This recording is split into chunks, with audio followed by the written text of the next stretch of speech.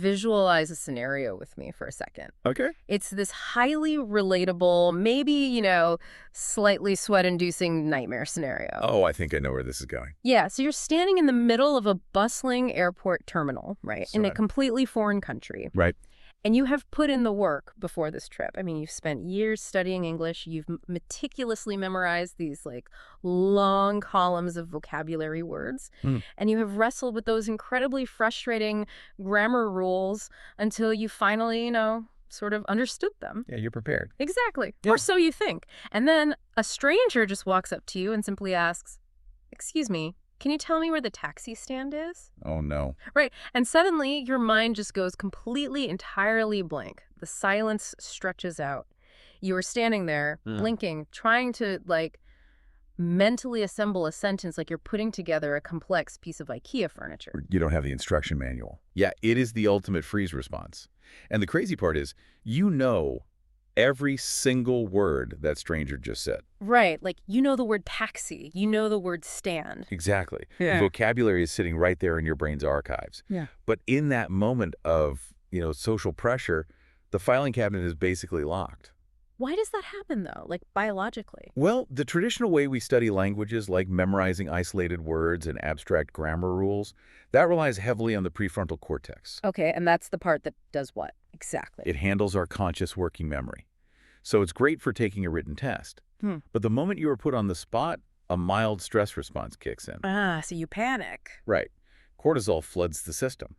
And that conscious working memory essentially shuts down to prepare for fight or flight. Wow. Yeah, so you literally don't have the cognitive bandwidth to conjugate a verb in real time. Which means the traditional textbook method is essentially setting us up to fail in the real world. Basically, yes. Well, if you have ever felt that airport freeze, we are bypassing the thick grammar textbooks today.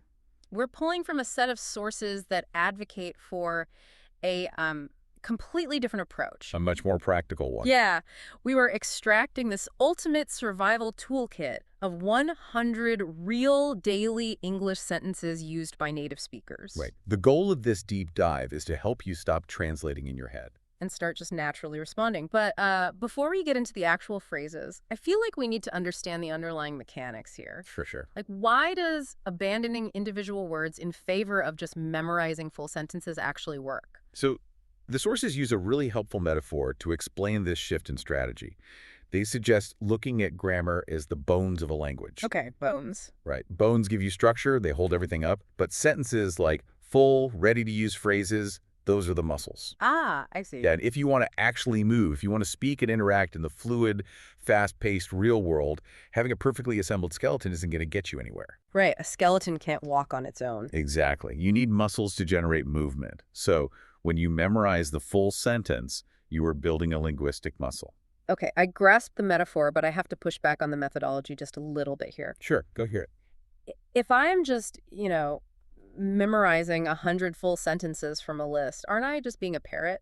Right, just mimicking. Yeah, I'm mimicking sounds without necessarily dissecting the grammatical structure underneath. It feels like skipping the actual learning process, Well, it feels like cheating because we are so conditioned to treat language as a math problem. Subject plus verb plus object. Exactly, equals communication. Yeah.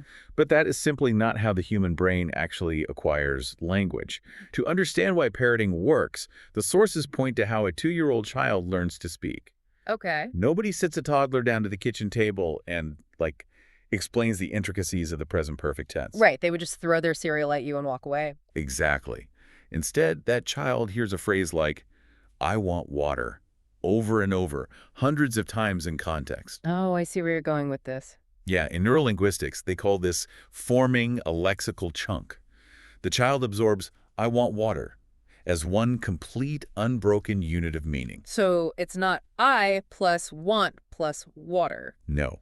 It's a single file in the brain, not 3 separate words glued together with syntax rules. Wow. And when you, as an adult, practice repeating a full sentence out loud, your brain does the exact same thing. It stores that sentence as one single chunk of data.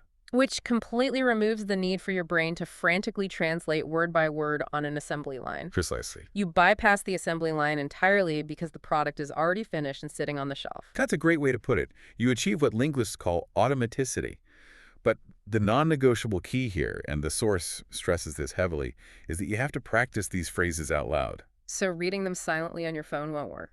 Not at all. Yeah. You want to reach a point where you feel almost ridiculous saying them to yourself in an empty room. I can imagine that feels super awkward. It does.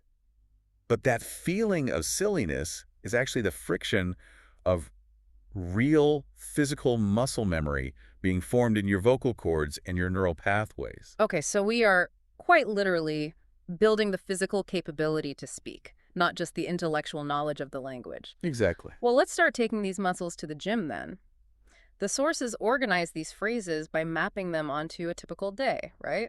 Moving from the morning routine to the workplace and out into the world. Yeah, chronological order. So when the alarm goes off, what kind of language muscles are we flexing? Well, morning phrases contain this really fascinating kind of hidden grammatical pattern in how native speakers naturally operate. Oh, really? Yeah, you might not even notice it unless you analyze a transcript of morning chatter. Oh. A vast majority of these sentences use I'm, followed by a verb ending in ing. The present continuous tense. So things like I'm brushing my teeth, or I'm taking a shower, or I'm making coffee. Exactly. You're literally narrating your own life as it happens. I see. It maps the language directly onto your physical real-time actions. And this concept is sometimes called embodied cognition. Embodied cognition. Yeah. When you say, I'm brushing my teeth, while actually performing the motor function of brushing your teeth, you are digging a much deeper neural trench than if you were just staring at a flashcard at a desk. That makes so much sense. Right. And out of all these morning phrases, the source highlights one as arguably the most universally deployed expression. Oh, let me guess. Is it I'm running late? You nailed it. I'm running late. I mean, that is the definitive soundtrack to modern life. We've all been there. Every single day. Okay, so we've narrated our morning, we're inevitably running late, and now we finally arrive at the office. Right. The environment changes entirely here, which means the psychological pressure shifts. The language has to adapt to that new environment, right? It does, absolutely. Because the workplace is structured around hierarchy, politeness and collaboration. The way you ask for things changes. For instance, the sources note a subtle but crucial difference in making requests. Like what? While you are technically correct to say, can you help me, using could you instead could you explain that again is vastly preferred. Ah, I see. Because can you kind of implies a question of physical ability. Like, are you physically capable of helping me? Right, which sounds a bit abrupt. Whereas could you softens the request. It turns a demand into a collaborative invitation. Exactly. It adds an immediate layer of professional respect. And speaking of collaboration, the sources highlight the phrase, let's work together. Oh, I like that one. They frame it as one of the most effective barrier-breaking sentences you can use in an office setting.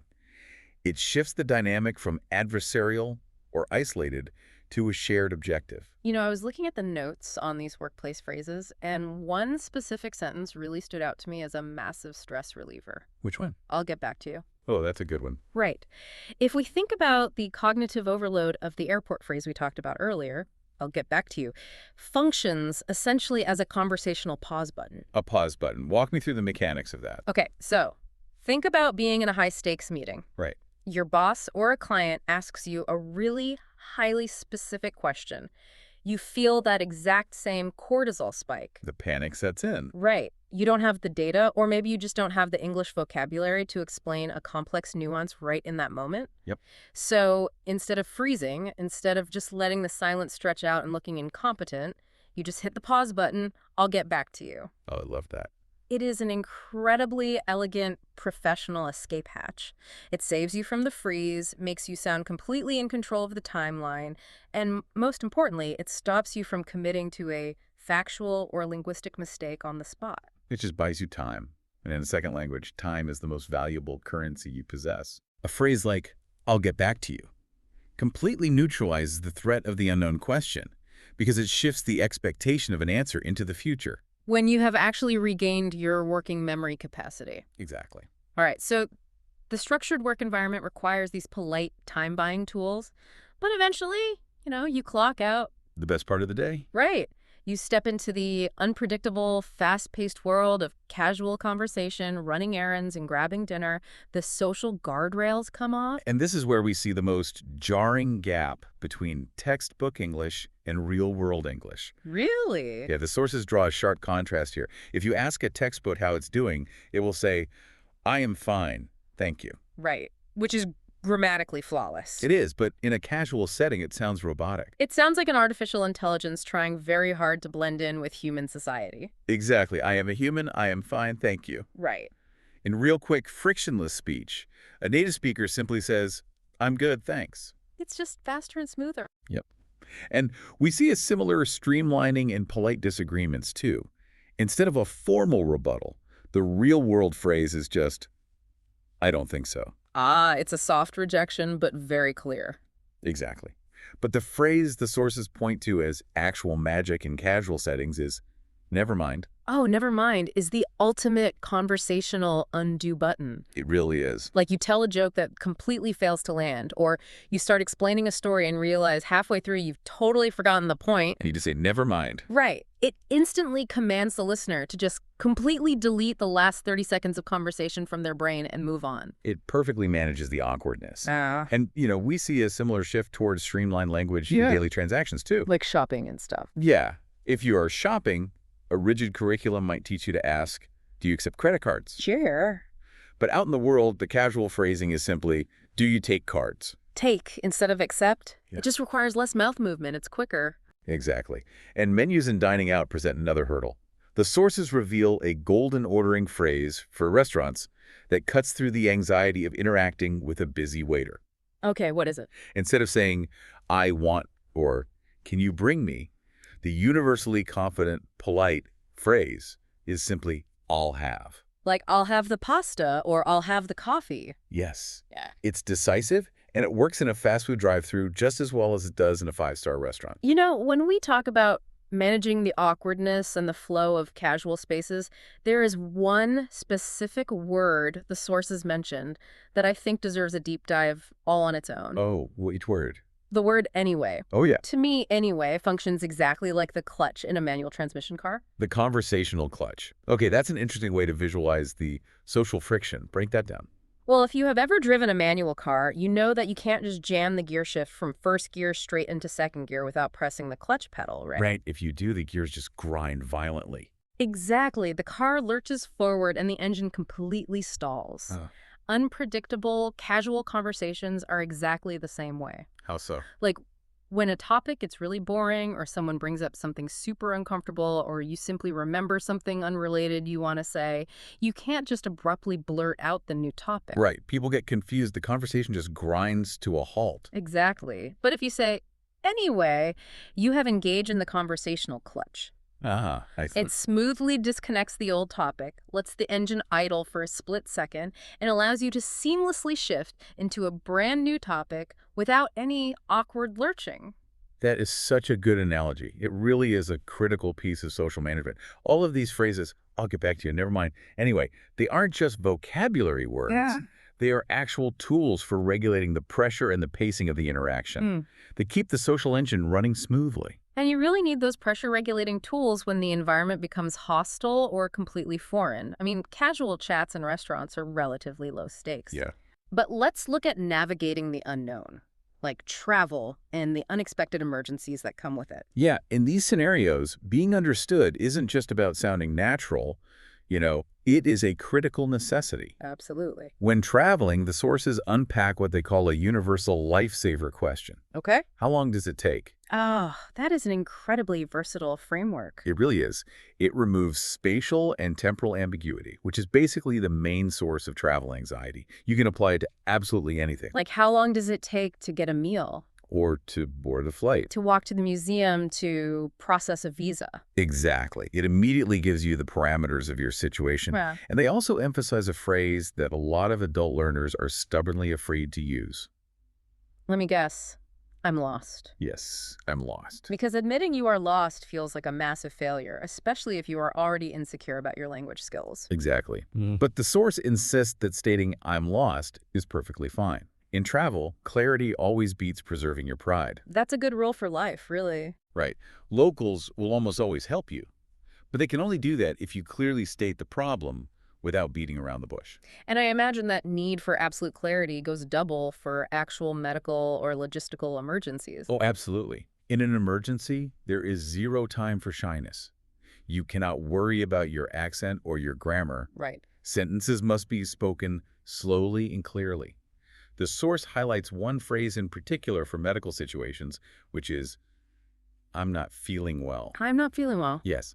What makes this phrase so vital is that it is highly polite, yet universally understood to mean you need physical or medical assistance. And it doesn't require you to know the complex anatomical vocabulary for whatever symptom you are experiencing. Exactly. You don't need to know how to say gallbladder in English. Right. I do have a serious question about the reality of this, though. Okay, what's that? We are talking about true emergencies. Mm-hmm.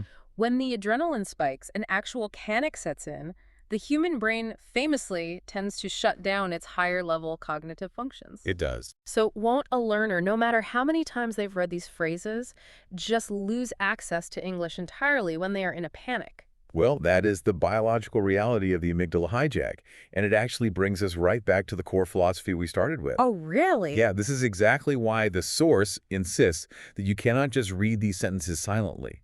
If you only study them intellectually, they live in the prefrontal cortex, the exact part of the brain that shuts down during a panic attack. Ah. So the out loud practice is literally a biological workaround. It is a necessity. You are building physical muscle memory in your vocal cords and transferring their knowledge down into the basal ganglia. And the basal ganglia handles what? It handles automatic habits. So if you practice saying, "I need help," or "I'm not feeling well" out loud 50 times in your living room when your heart rate is resting, the words bypass the conscious translation process. They become a physical reflex. Exactly. When the panic hits and your conscious brain shuts down, the habit center of the brain takes over, and the words can simply come out automatically. So feeling ridiculous while practicing in your bedroom is literally preparing your nervous system to save you in a crisis. That's exactly it. That is incredible. But let's take a step back and look at the sheer volume of what we are dealing with here. It's a lot. We've covered morning routines, the workplace, conversational clutches, travel, and emergencies. 100 sentences is a massive toolkit. Yeah, it can be daunting. Even with out loud practice, I can easily see a listener feeling totally overwhelmed by the sheer data load. How do we make this actionable right now? Well, the sources actually anticipate that cognitive overload. Oh, good. To make it manageable, they apply the Pareto principle, the 80-20 rule, to this massive list. Okay. They distill it down to its absolute essential core, which they call the golden 10. The golden 10. Yeah. The premise is that mastering just these 10 phrases will successfully get you through roughly 80% of daily real-world interactions. Wow, okay. I know we won't have time to dissect all 10 right now, but what kind of phrases are carrying that much weight? They are the absolute foundational questions and responses. Phrases like, "Can you help me, please? I don't understand. Please speak slowly," and "How much is this?" Very practical. But the most versatile among them is simply, "Where's the?" When I look at a phrase like, "where's the?" I don't just see vocabulary, I see a universal survival framework. Really? Yeah, it's like the foundational scaffolding of a house. Okay, break down how that scaffolding functions in the brain. Sure, so before you can put in the drywall or paint the rooms of a house, you need the steel frame to hold it all upright. Right. If you don't have "where's the leg" chunked into a single reflex, you have to build the frame from scratch every time you want to ask a question. Oh, I see. You have to think, okay, I need a question word, then I need the to be verb, then I need an article, then the noun. That is 4 distinct cognitive steps just to ask a simple question. Exactly. But once you have that phrase locked into your muscle memory, you have the steel scaffolding already built. As you learn new, complex vocabulary words, you just hang them on that scaffolding. That's a great way to visualize it. You already know how to say, "where's the..." So now your brain only has to do one thing, swap in subway station or nearest pharmacy or restroom. Right. You are drastically reducing the cognitive load. You aren't building sentences from scratch. You are just slotting raw materials into a pre-built, rock-solid framework. Which frees up your mental energy to actually listen to the answer they give you, rather than spending all your energy just asking the question. Exactly. And as we wrap up this deep dive, I think that is the most comforting takeaway. We promise at the beginning to help you avoid the airport freeze. We did. And the sources provide a really powerful closing thought on how to finally achieve that. The ultimate advice is this: your English does not have to be perfect, it just has to be used. It is the absolute truth of language acquisition. The person who is willing to go out and speak broken, heavily accented, imperfect English every single day will always, inevitably, achieve true fluency faster than the person who sits in silence. Just studying grammar rules for years. All right, waiting until they feel ready. No. Fluency isn't built in months of silent study. It is built in minutes every single day by opening your mouth. And making mistakes. Yes. Mistakes aren't failures. They are the friction required to build the muscle. They are proof that you are actually in the arena doing the work. So get out there, be messy, and build those language muscles. Stop translating and start speaking. Exactly. But, before we sign off, there is one final angle to this that really got me thinking. Oh, is that?